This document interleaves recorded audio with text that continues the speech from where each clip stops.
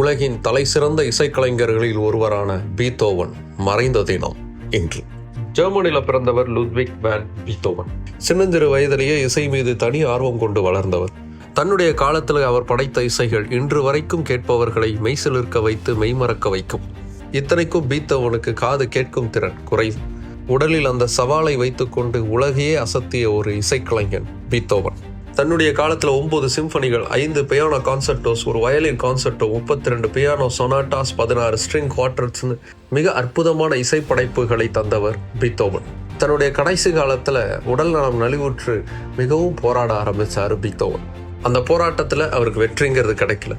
1827 March மாதம் 26ஆம் நாள் ஆஸ்திரியாவில் வைத்து தன்னுடைய 56வது வயதில் மரணம் அடைஞ்சார் பீத்தோவன். அவருடைய இறுதி சடங்குல கலந்துக்கிறதுக்கு 20,000க்கும் மேற்பட்டவர்கள் வந்தாங்க. அந்த காலத்தில் இருந்த தலை சிறந்த இசைக்கலைஞர்கள் அவருடைய சவப்பெட்டியை தாங்கி நின்றாங்க. அத்தனை பேருடைய இறுதி மரியாதையுடன் இறுதியாக விடைபெற்றார் பீத்தோவன்.